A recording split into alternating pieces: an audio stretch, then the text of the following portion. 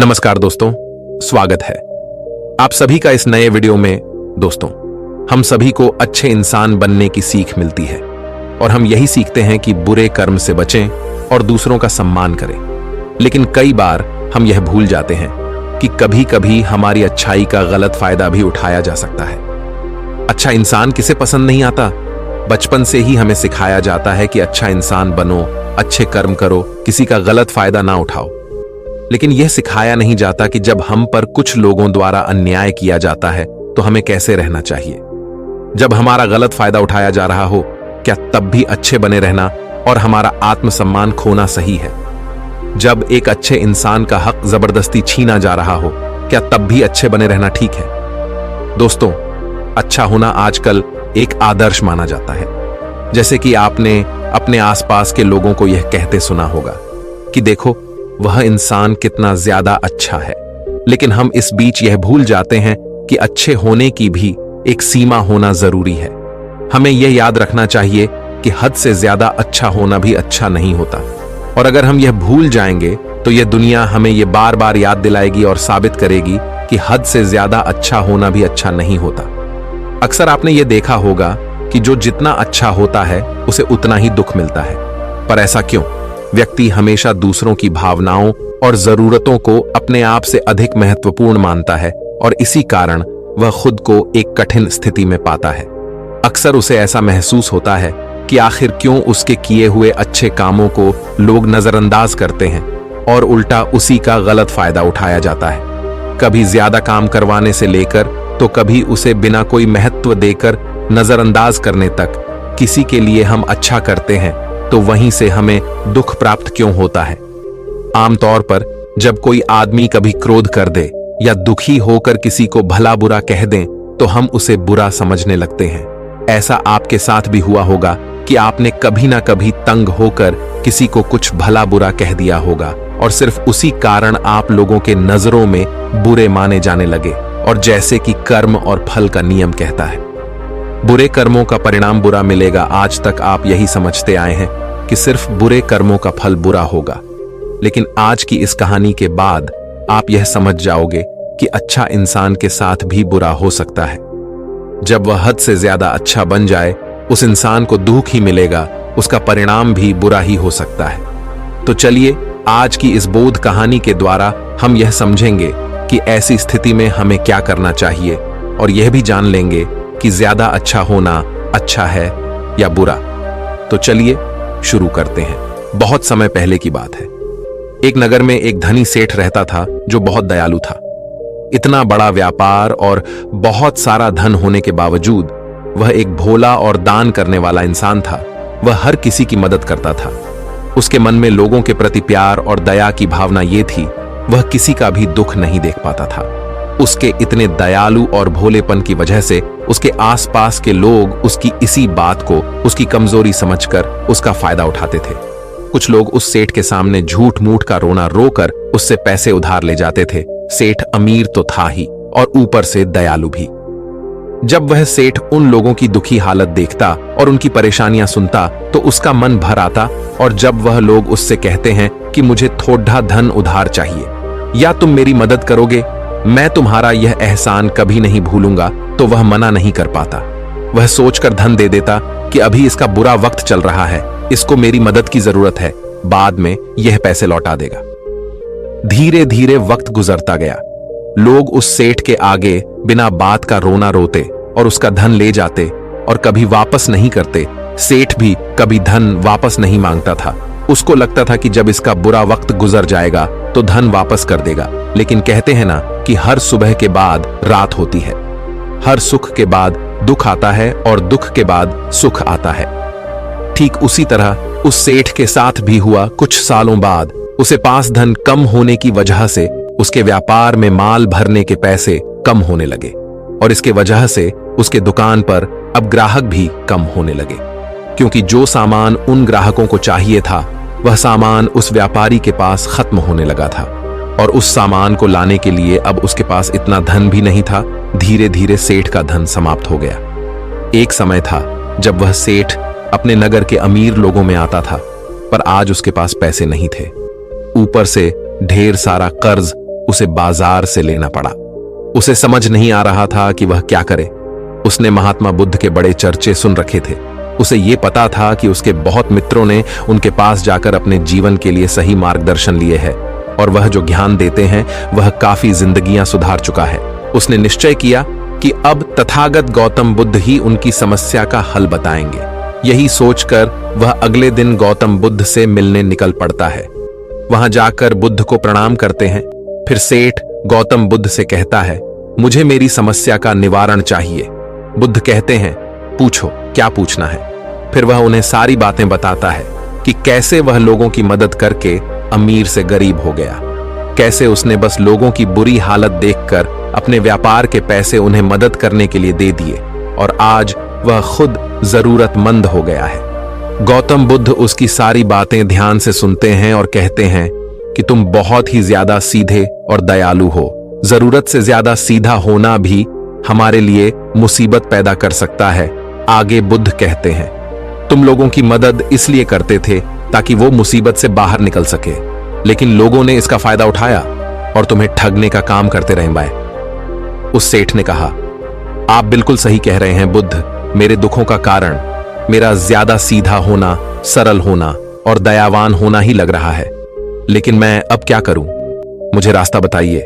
क्या मैं बुरा बन जाऊं, दया निकालकर फेंक दूं, निर्दयी हो जाऊं? क्या अच्छाई करने की कोई कीमत नहीं? इस दुनिया में क्या मदद करने से या किसी का भला करने से बस यही परिणाम मिलता है? बुद्ध कहते हैं, नहीं, तुम्हें यह सब नहीं करना है। कई बार तुमने देखा होगा कि जो व्यक्ति ज्यादा अच्छा होता है उसे उतना ही ज्यादा दुख मिलता है। इसका सीधा कारण है कि वह अपने अधिकारों को सामने वाले की इच्छाओं से कम दर्जा देता है और फिर उसे जब भी आपसी अनबन होती है तो उसे अधिक तकलीफ होती है। लेकिन उसी के विपरीत हमें हमेशा यह भी नहीं सोचना चाहिए कि हमारा अच्छा ई और भला करना बेकार है या यह बस हमारी कमजोरी है। हमें अच्छा इसे हाथ कभी नहीं छोड़ना चाहिए। हमें बस यह सीखना है कि कभी कभी हमें भी अपनी बात रखने का अधिकार है और हमें अपने अधिकारों की रक्षा करनी चाहिए। इसलिए हमें अच्छे इंसान बने रहने के साथ साथ अपने अधिकारों की रक्षा करना भी सीखना होगा। अगर हमें गलत तरीके से नुकसान हो रहा है, कोई हमारा गलत फायदा उठा रहा है, तो हमें उसका सामना करने के लिए सही तरीके से खड़े होना जरूरी है। यही एक सच्चे और अच्छे इंसान की पहचान और शख्सियत होती है। वह आदमी कहता है, बुद्ध, मुझे थोड़ा थोड़ा समझ आ रहा है, लेकिन अभी भी मैं पूरी तरह नहीं समझा। इस पर बुद्ध कहते हैं, चलो मैं तुम्हें एक कहानी सुनाता हूं, उसके बाद तुम्हें समझ आ जाएगा कि तुम्हें क्या करना है और क्या नहीं करना है। बहुत समय पहले की बात है। एक जंगल में एक भेड़ रहती थी। उस भेड़ ने एक को जन्म दिया। वह मेमना बहुत ही सुंदर था। उसके शरीर पर बहुत ही चमकदार घने बाल थे। वह बहुत ही सुंदर लगता था। भेड़ भी अपने से बहुत प्रेम करती थी और उसका बहुत अच्छे से देखभाल भी करती थी।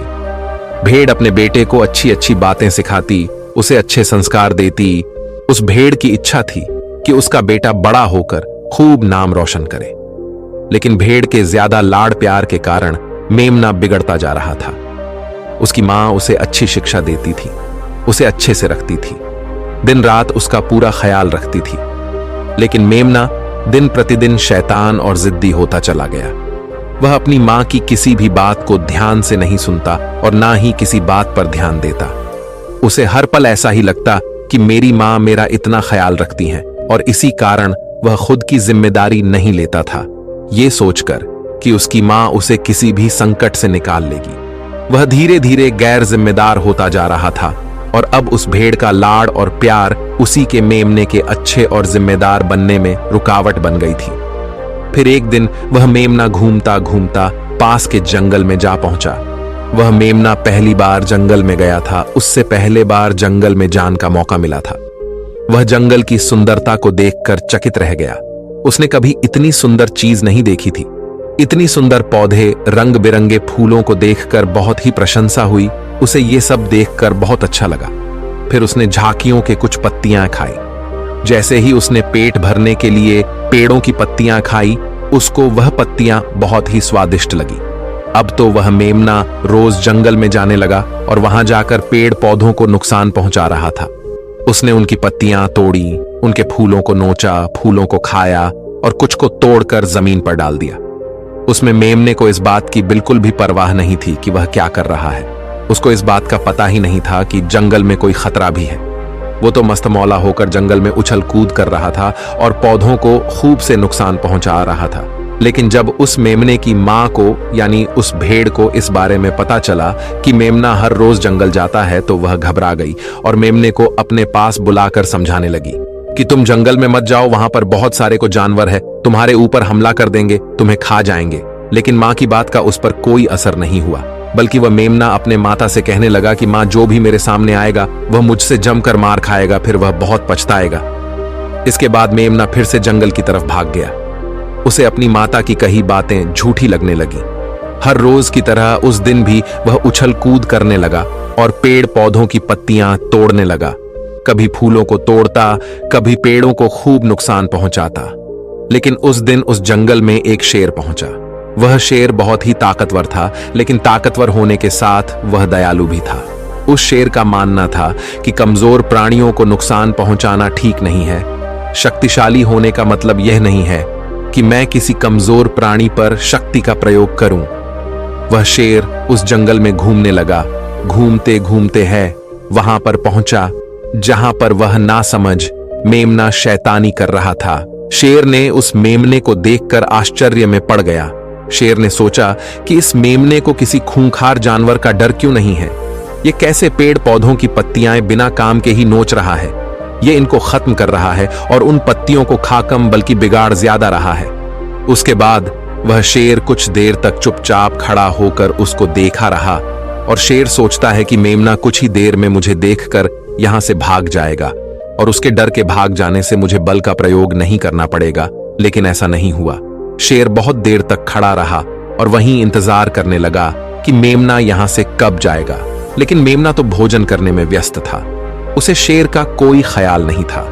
मजे से पेड़ पौधे की पत्तियां नोच रहा था, उन्हें खा रहा था, सब कुछ बेकार कर रहा था। जब शेर ने देखा कि मेमना उसे देखने के बाद भी वहां से नहीं जा रहा तो खुद वह मेमने के पास जाता है और वहां जाकर बोला, सुनो बच्चे, इस जंगल में फूल पत्तियों को नुकसान पहुंचा रहे हो। उन्हें जितना जरूरी है तुम्हारे भोजन के लिए बस उतने ही तोड़ो। तुम बहुत फूल पत्तियां यूं ही नष्ट कर रहे हो। अगर तुम इन पेड़ पौधों को, इन फूल पत्तियां को नुकसान पहुंचाओगे तो तुम अच्छे बच्चे कैसे बनोगे। अच्छे बच्चे कभी भी इस तरह जंगल में आकर पेड़ पौधों को नुकसान नहीं पहुंचाने लगते हैं। तुम्हारी मां ने तुम्हें अच्छा बच्चा नहीं बनाया। शेर की बातें सुनकर वो घमंड से बोलता है, तुम्हें अच्छे बच्चे बने रहना है, तुम बने रहो। मैं तो जैसा हूं वैसा ही ठीक हूं, मैं वैसे ही रहूंगा जैसे मुझे रहना है। शेर हैरान हो जाता है, लेकिन फिर शेर उसे मेमने को बच्चा समझकर माफ कर देता है, क्योंकि शेर नहीं चाहता था उसे बच्चे पर हमला करना पड़े। तुम खतरनाक तो कहीं से नजर नहीं आते, चले जाओ यहां से। बड़े आए खतरनाक, तुम मेरा दिमाग ज्यादा खराब मत करो। चले जाओ यहां से, अपना रास्ता नाप लो और मुझे इन फूल पत्तियों को खाने दो। ये कहकर वह घमंडी मेमना पत्तियां खाता हुआ आगे चला गया और शेर उसे बस हैरानी से देखता रह गया। तभी वहां पास में ही झांकियों के पीछे एक लोमड़ी छुपी हुई थी। वह लोमड़ी शेर और मेमने की सारी बातें सुन रही थी। उस लोमड़ी को शेर राजा की इस तरह बेइज्जती बर्दाश्त नहीं हुई, तो वहां से झाड़ियों से निकलकर शेर के पास आ पहुंची और शेर के पास आकर बोली, क्षमा कीजिएगा महाराज, आप तो इस जंगल के महाराज हैं, इतने बलशाली हैं, आप चाहें तो इसमें को 2 मिनट में मजा चखा सकते हैं और उसे आपका अपमान करने से रोक सकते थे, फिर आपने कुछ भी क्यों नहीं किया। इस पर शेर ने कहा, मैंने उस बच्चे का भला सोचा, मुझे ऐसे ही किसी बच्चे को अपनी ताकत का शिकार नहीं बनाना था। यह सब सुनकर लोमड़ी बोली, महाराज, लेकिन आपके इतने सीधेपन और दयावान होने के कारण ही उस मेमने की हिम्मत बढ़ ही गई है। वह आपके सीधेपन का गलत फायदा उठा रहा है और जंगल में इधर उधर घूम रहा है और पेड़ पौधों को नुकसान पहुंचा रहा है।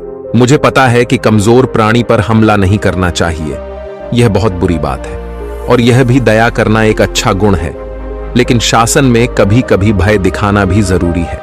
आपकी यह बात सही है कि प्रजा के साथ दयालुता का व्यवहार करना चाहिए, लेकिन इसके साथ साथ यह भी जरूरी है कि उनके मन में राजा के प्रति डर भी हो, ताकि वह इस तरह के अपराध ना करे, कोई मर्यादा ना तोड़े। लोमड़ी की बात सुनकर जंगल का राजा शेर लोमड़ी से कहता है, क्या ऐसा हो सकता है कि मेमने को भय दिखाकर हम उसे काबू में कर सके, जिससे कि उसमें सुधार आए और उस मेमने को किसी तरह का नुकसान भी न पहुंचे, जिससे कि वह जंगल के पेड़ पौधों को कोई नुकसान न पहुंचाए। फिर शेर कहता है, लोमड़ी क्या तुम ऐसा कर सकती हो? शेर के बात सुनकर लोमड़ी कहती है, जी हां महाराज, बिल्कुल मैं ऐसा कर सकती हूं कि वह डर भी जाए, सुधर भी जाए और उसे कोई नुकसान भी ना हो। उसे इतना डरा दूंगी कि वह जंगल में कभी दोबारा घुसने की हिम्मत नहीं करेगा।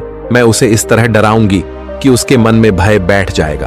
फिर वह जंगल के पेड़ पौधों को भी नुकसान नहीं पहुंचाएगा और साथ ही साथ मैं उसको कोई भी नुकसान नहीं पहुंचने दूंगी। फिर लोमड़ी कहती है कि उसकी मां तो उसे कभी सुधार नहीं पाई, लेकिन मैं उसे जरूर सुधार दूंगी। लोमड़ी की बातें सुनकर शेर ने बोला, अच्छा ठीक है, तुम कोशिश करके देखो। अगर तुम्हें इसमें सफलता मिल जाती है तो मैं तुम्हें जंगल के सभी जानवरों के सामने इनाम दूंगा। शेर की बातें सुनकर लोमड़ी बहुत खुश हुई। वह तुरंत मेमने के पास गई और उस पर गरज पड़ी। इससे पहले कि वह मेमना वहां से भाग पाता, उससे पहले ही लोमड़ी ने मेमने को जमीन पर पटक दिया और उसे अपने मजबूत पंजों से दबोच लिया। मेमने को दबोचने के बाद लोमड़ी मेमने से बोली कि बोल, तुझे मार दिया जाए या छोड़ दिया जाए?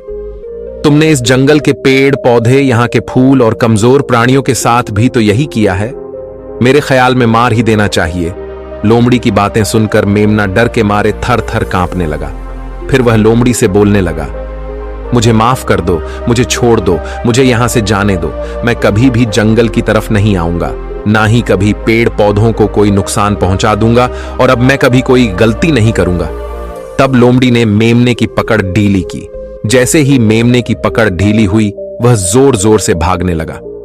वह गिरता उठाता भागता हुआ अपनी मां के पास जा पहुंचा। उधर लोमड़ी शेर के पास गई और सर झुकाकर बोली, देखा महाराज, ताकत के साथ दिमाग का प्रयोग करना भी बहुत जरूरी होता है। तभी लोग हमारा सम्मान करते हैं, तभी हमारी अच्छाई का गलत फायदा नहीं उठाया जाएगा। लोमड़ी की बात सुनकर शेर लोमड़ी की योग्यता से प्रभावित हुआ। उसने लोमड़ी को सारे जानवरों के सामने इनाम दिया। उधर वह मेमना घबराए हुए अपनी मां के पास पहुंचा और अपनी मां से आकर लिपट गया और मां से क्षमा मांगने लगा। मां, मुझे क्षमा कर दो, मैंने आपकी बात कभी नहीं मानी। आप मुझे हमेशा सही कहती थी कि जंगल में बहुत खतरनाक जानवर रहते हैं। आज के बाद मैं कभी भी उसे जंगल में नहीं जाऊंगा। फिर बुद्ध उस व्यापारी को कहते हैं, देखा बेटा, इतने अच्छे मत बनो कि लोग तुम्हें खा जाएं, और ना ही इतने कड़वे बनो कि लोग तुम्हें खाए ही नहीं। जरूरत से ज्यादा अच्छा बनना इंसान को दुहक देगा। लोग उसका सम्मान नहीं करेंगे बल्कि उसे पागल समझेंगे। गौतम बुद्ध सेठ से कहते हैं, अगर शेर भी अच्छा बनने का दिखावा करेगा या फिर अच्छा बनकर रहेगा तो लोग उससे डरने की बजाय उसे पागल समझेंगे। सेठ को समझते हुए बुद्ध बोले, अगर हम ज्यादा अच्छे बनकर पेश आते हैं तो लोग हमारी अच्छाई का फायदा उठाने लगता है। तुम लोगों के लिए भले उनकी मदद करते हो, वही लोग भोले बनकर तुम्हें ठगने की कोशिश करेंगे। तुम्हें लोगों की मदद करना छोड़ना नहीं, बल्कि समस्या सुनकर उसे धन देने की बजाय उन्हें समाधान देने की कोशिश करो। अगर धन की आवश्यकता पड़े तो थोड़ा बहुत धन दे सकते हो, लेकिन हर समस्या का समाधान धन से करने की वजह निवारण से करो। इससे वही लोग तुम्हारे पास समस्या लेकर आएंगे जिनको हकीकत में दिक्कत है। पैसे ठगने वालों से तुम्हें मुक्ति मिल जाएगी। सेठ बुद्ध को प्रणाम करता है और धन्यवाद कहकर वहां से चला जाता है। फिर वह वैसा ही करता है जैसा बुद्ध बताते हैं, और कुछ ही सालों में वह पहले जैसा धनवान बन जाता है। तो दोस्तों, आपने आज के इस वीडियो से क्या सीखा वह मुझे आप कमेंट में बता सकते हैं। इसी के साथ मैं उम्मीद है कि आपको आज की वीडियो पसंद आई होगी। तो इस वीडियो को उस इंसान को शेयर करें जिससे यह कहानी सुनने की जरूरत है, और उसी के ठीक बाद चैनल को सब्सक्राइब करें। तो चलिए फिर मिलते हैं ऐसी एक और नई वीडियो में एक नए मैसेज के साथ। तब तक के लिए अपना ख्याल रखें। धन्यवाद और नमोह बुद्धाय।